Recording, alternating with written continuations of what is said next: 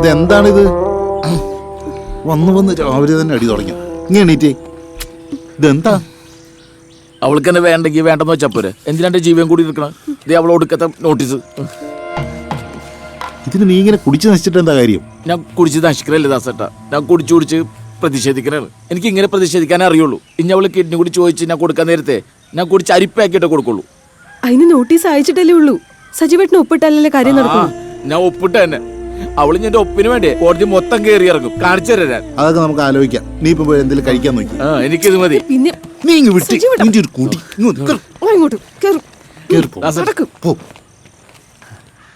മതി.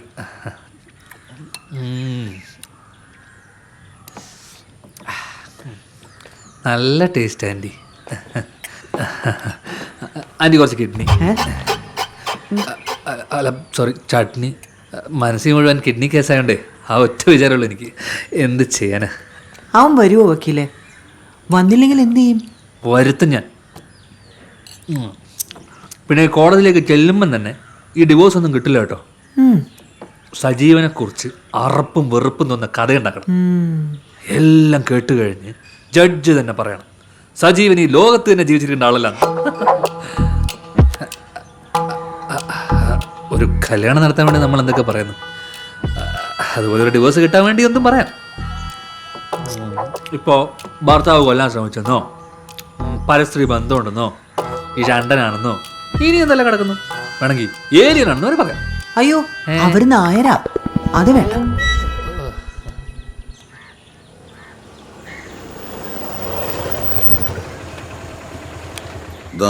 ഓറഞ്ചിന്റെ തൊല്ലിയോടെ കൊണ്ടിട്ട് ആൻറ്റി ആരോ ഇങ്ങോട്ടേക്ക് വരുന്നുണ്ടല്ലോ.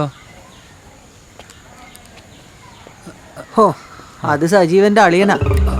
നിങ്ങൾ സംസാരിച്ചിരിക്കും, ഞാൻ പിന്നെ വരാം. വക്കീലിവിടെ നിൽക്ക്, കാര്യങ്ങളൊക്കെ പറയാൻ ഒരാൾ വേണ്ടേ? ആ ശരി. എന്താ ദാസ, കാര്യങ്ങളൊക്കെ അറിഞ്ഞു കാണുമല്ലോ, പിന്നെന്താ പ്രത്യേകിച്ച് ഒരു വരവ്? നിങ്ങളെ പറഞ്ഞു മനസ്സിലാക്കാനുള്ള കഴിവൊന്നും എനിക്കില്ല. ഞാൻ വന്നത് ബിജിമോളോട് സംസാരിക്കാനാണ്. നിങ്ങൾക്ക് എന്താ സംസാരിക്കാനുള്ളത്? ഞാൻ വക്കീൽ ജിജോ തട്ടുമുറം. കേസിനെ കുറിച്ചാണെങ്കിൽ നിങ്ങൾക്ക് എന്നോട് സംസാരിക്കാം. അതുകൊള്ളല്ല, വക്കീൽ ഓഫീസ് ഇങ്ങോട്ട് മാറ്റി ഞങ്ങൾ അറിഞ്ഞില്ല. ഞങ്ങൾ പറഞ്ഞല്ലോ, ബിജിമോളെ കാണാനാണ് ഞങ്ങൾ വന്നത്. വക്കീലിനോട് ഞങ്ങൾക്കൊന്നും സംസാരിക്കാനില്ല. അതെ, ഒരു കേസ് കൊടുത്ത കക്ഷികളെ വീട്ടിൽ വന്ന് ഭീഷണിപ്പെടുത്താനോ ശല്യപ്പെടുത്താനോ പാടില്ല. അതൊന്നും അറിയില്ല. ഞങ്ങളാരെയും ഭീഷണിപ്പെടുത്താനൊന്നും വന്നതല്ല. ബിജിമോളെ, ഭാര്യയും ഭർത്താവ് പോകുമ്പോൾ ചെറിയ തെറ്റുകളും കുറവുകളും ഒക്കെ ഉണ്ടാവും. അത് ക്ഷമിച്ച് മുന്നോട്ട് പോവല്ലേ വേണ്ടത്. എന്തിന്? എല്ലാവരെയും എക്കാലവും സഹിക്കാനുള്ള ലൈസൻസ് അല്ല ദാമ്പത്യം. ഇടയ്ക്ക് കയറി സംസാരിക്കരുത്. തന്നെ പിന്നെ കണ്ടോളെന്ന് പറഞ്ഞല്ലേ. ബിജിമോളെ, മറ്റുള്ളവരുടെ വാക്ക് കേൾക്കാതെ സ്വയം ഒന്ന് ആലോചിച്ച് നോക്ക്. ഇത് ബിജിയുടെയും സജീവിൻ്റെയും മാത്രം ജീവിതം. ബാക്കിയുള്ളവർക്കൊക്കെ എന്ത് പറയാം? ഇനി എന്താ ആലോചിക്കാൻ? ബിജി മാഡത്തിന് താല്പര്യമില്ലെന്ന് മനസ്സിലായില്ലേ? ഈ ബന്ധം വേണ്ടെന്ന് അല്ലേ കുഞ്ഞുമോളാൻറ്റി?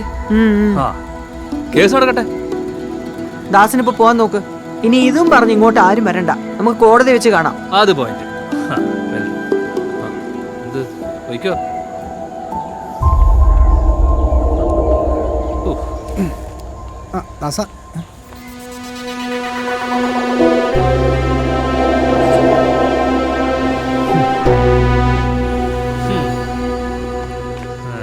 ഫ്രോഡ് ടീമുകളാ, കണ്ടാലറിയാം. അല്ല, ഇനിയിപ്പോ വക്കീല് പോവല്ലേ, നമുക്ക് അടുത്ത ദിവസം കോടതി വെച്ച് കാണാം. വക്കീല് പോവാണോ? അല്ല, ഊണും കൂടി കഴിച്ചിട്ട് പോവാം.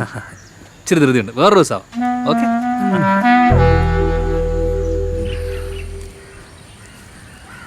മോളെ, നമുക്ക് ആ പാടം വഴി പോവാം. അവിടുന്ന് ഓട്ടോ കിട്ടാൻ എളുപ്പമാ. ഇറങ്ങി. ഡാ, 4 കാലുണ്ടായ പോരാ, വിവരം വേണം. വിവരം. ചെല്ലു.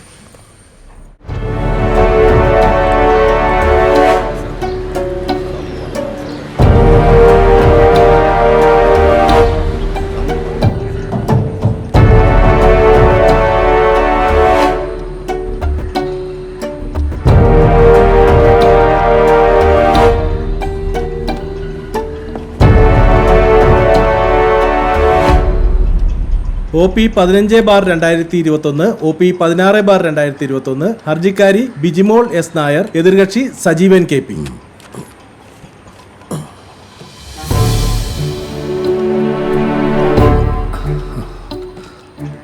Your honour, I am for the petitioner. Your honour, I am for the respondent. Mister Jiju, ഈ കേസിന്റെ മെഡിക്കൽ പോസിബിലിറ്റീസ് എല്ലാം പഠിച്ചതിന് ശേഷമാണോ ഈ കേസ് ഏറ്റെടുത്തത്? Yes your honour. Anyway, watts your submission? Hindu marriage act പ്രകാരം എന്റെ കക്ഷി ബിജിമോളോട് അതിക്രൂരമായ പ്രവൃത്തിയാണ് എതിർ കക്ഷി സജീവൻ ചെയ്തിരിക്കുന്നത്. സ്നേഹത്തോടും വിശ്വാസത്തോടും കൂടി തന്റെ ഭാര്യ നൽകിയ വൃക്കയെ കാത്തു സൂക്ഷിക്കാതെ മദ്യപിച്ച് നശിപ്പിച്ചു. കൂടാതെ മദ്യപിച്ച് വന്ന സജീവൻ തന്റെ ഭാര്യയെ ക്രൂരമായി പീഡിപ്പിച്ചതിന് പോലീസിന് നൽകിയ പരാതിയുടെ കോപ്പി ഇതിനോടകം ഞാൻ കോടതിയിൽ സബ്മിറ്റ് ചെയ്തിട്ടുണ്ട്. അതുകൂടി കണക്കിലെടുത്തുകൊണ്ട് എന്റെ കക്ഷി നൽകിയ വൃക്കയും അതിന്റെ നഷ്ടപരിഹാരവും തിരിച്ചു തരണമെന്ന് ഞാൻ കോടതിയോട് താഴ്മയായി അപേക്ഷിക്കുന്നു. Advocate Lakshmi Rajan, what's your submission? Your honour, ഈ case question of act and question of law കൂടി ഉൾപ്പെട്ടതാണ്. ക്വസ്റ്റ്യൻ ഓഫ് ആക്ട്, വസ്തുതാപരമായി എൻ്റെ കക്ഷി വൃക്ക സ്വീകരിച്ചിട്ടുള്ളതാണ്. ബട്ട് ക്വസ്റ്റ്യൻ ഓഫ് ലോ, നിയമപരമായി ഈ കേസിന് യാതൊരു കെട്ടുറപ്പും ഇല്ല. വൃക്ക തിരികെ കൊടുക്കാന്നുള്ളത് പ്രാക്ടിക്കൽ അല്ലെന്ന് നമുക്കറിയാം. പിന്നെ എൻ്റെ കക്ഷി കണ്ടിന്യൂസ് മെഡിക്കേഷനിലാണ് ജീവിതം തള്ളി നീക്കിക്കൊണ്ടിരിക്കുന്നത്. ഇങ്ങനെ ഒരു വ്യക്തിയെ കോടതി കയറ്റി ഇറക്കുക എന്ന് പറയുന്നത് പോലും ക്രൂരതയാണ്. This is a false case cooked up by the petitioner. I vehemently oppose such submission, Your Honor. Then what is your objection? എന്റെ കക്ഷി ഈ കേസിലേക്ക് വരാനിടയായ സാഹചര്യം കൂടി കോടതി മനസ്സിലാക്കണം. മരുന്നുകൾ കഴിക്കുന്നു എന്ന് പറയുന്ന സജീവൻ ഒരു പൂർണ്ണ മദ്യപാനിയാണ്. അങ്ങനെ ഒരാൾ എങ്ങനെയാണ് സ്വന്തം ഭാര്യ നൽകിയ വൃക്കയെ സംരക്ഷിക്കാൻ പോകുന്നത്? അദ്ദേഹത്തിനെ കണ്ടാൽ തന്നെ മനസ്സിലാവില്ലേ അയാൾ ഒരു മദ്യപാനിയാണ്? ഒബ്ജക്ഷൻ യുവർ ഓണർ, സജീവൻ ഒരു മദ്യപാനി അല്ല. താൻ സ്നേഹിക്കുന്ന ഭാര്യയെ നഷ്ടപ്പെടുമോ എന്നുള്ള വേദനയാണ് അയാൾക്ക്. സ്വന്തം ശരീരം ശ്രദ്ധിക്കാത്ത ആളെങ്ങനെ ഭാര്യനെ സ്നേഹിക്കാൻ പോകുന്നത്? ഒബ്ജക്ഷൻ യുവർ ഓണർ, ഭാര്യയോട് സ്നേഹമുള്ളതുകൊണ്ടാണ് എന്റെ കക്ഷി ഡിവോഴ്സിന് തയ്യാറാവാത്തത്. യുവർ ഓണർ, എന്റെ കക്ഷിക്ക് സ്വന്തം ഭർത്താവിനോടുള്ള വിശ്വാസം നഷ്ടപ്പെട്ടിരിക്കുകയാണ്. ആയതിനാൽ ഇനിയുള്ള കാലം ഭർത്താവിനോടൊപ്പം ജീവിക്കാൻ സാധിക്കുന്നതല്ല. എന്റെ കക്ഷിക്ക് നഷ്ടപ്പെട്ടതിന്റെ പ്രോപ്പർട്ടി വാല്യൂ കണക്കാക്കി എതിർ കക്ഷി സജീവൻ ഈടാക്കേണ്ടതാണ്. യുവർ ഓണർ, എന്തിന്റെ പ്രോപ്പർട്ടി വാല്യൂ ആണ് കണക്കാക്കേണ്ടതെന്ന് എതിർഭാഗം വക്കീൽ വ്യക്തമാക്കണം. എന്റെ കക്ഷി വിവാഹത്തിലൂടെ ഭാര്യയിൽ നിന്ന് സ്വീകരിച്ച പണം, സ്വർണം എന്നിവ പ്രോപ്പർട്ടി വാല്യൂ ആയി കണക്കാക്കാവുന്നതാണ്. ഭാര്യയുടെ ഒരു വൃക്ക പ്രോപ്പർട്ടി ആയി കണ്ട് എങ്ങനെയാണ് കോടതിക്ക് അതിന്റെ വാല്യൂ കണക്കാക്കാൻ പറ്റുക? ഓൺ വാട്ട് ബേസിസ്, എന്തിന്റെ അടിസ്ഥാനത്തിലാണ് ജിജു ഇത് പറയുന്നത്? ഇങ്ങനൊരു കേസ് തന്നെ ഞാൻ ആദ്യമായിട്ടാണ് കേൾക്കുന്നത്. യുവർ ഓണർ, 2012 അമേരിക്കയിൽ നടന്ന ഒരു കേസിന്റെ വാർത്തയും കേസ് ഡീറ്റെയിൽസും കോടതിയിൽ സബ്മിറ്റ് ചെയ്തിട്ടുള്ളതാണ്. ആ കേസിൽ ഭർത്താവ് ഭാര്യയ്ക്ക് നൽകിയ വൃക്ക തിരികെ ചോദിക്കുകയുണ്ടായി. പക്ഷേ കോടതി അതിന്റെ കൃത്യമായ മൂല്യം കണക്കാക്കി ഭാര്യയിൽ നിന്ന് ഭർത്താവിന് കൃത്യമായ നഷ്ടപരിഹാരം വാങ്ങിച്ചു കൊടുക്കുകയാണ് ഉണ്ടായത്. അതങ്ങ് അമേരിക്ക നടന്നല്ലേ, ഇവിടെ എങ്ങനെ അതിന് നിയമസാധുത ഉണ്ടാവും? എന്റെ വക്കീലെ, ഇന്ത്യൻ കോൺസ്റ്റിറ്റ്യൂഷൻ തന്നെ ബേസ് ചെയ്തിരിക്കുന്നത് US UK നിയമങ്ങളെ കണക്കിലെടുത്തുകൊണ്ടല്ലേ. അതുകൊണ്ട് തന്നെ അത്യപൂർവമായ ഈ കേസിന് ഇത് റെഫറൻസായി വെക്കാവുന്നേ ഉള്ളൂ സർ. ബിജിമോൾക്ക് എന്താ പറയാനുള്ളത്?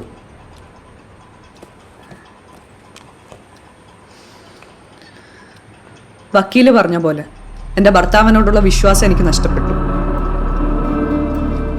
കോടതി ഇതിനൊരു തീർപ്പുണ്ടാക്കണം. സജീവന് എന്തെങ്കിലും പറയാനുണ്ടോ?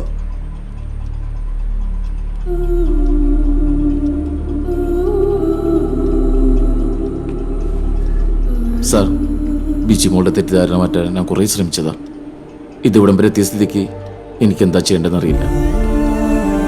ഞാൻ പറയാത്ത ചെയ്യാത്ത പല കാര്യവും പറഞ്ഞാൽ ബിജി എപ്പോഴും വഴക്കുണ്ടാക്കാറുള്ളൂ. അത് സഹിക്കുന്നതിനപ്പുറമാകുമ്പോഴാണ് ഞാൻ എന്തെങ്കിലുമൊക്കെ തിരിച്ചു പറയുന്നത്. ആരൊക്കെ എന്തൊക്കെ പറഞ്ഞാലും എനിക്ക് ബിജിമോളുടെ കൂടെ തന്നെ ജീവിക്കണമെന്നാണ് സാർ. ഇരിക്കും.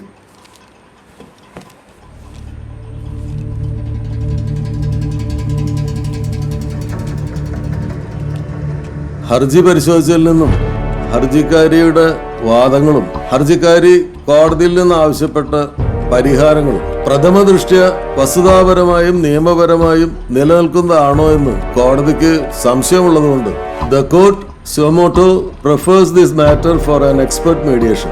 For mediation report and hearing, call on 10/11/2021.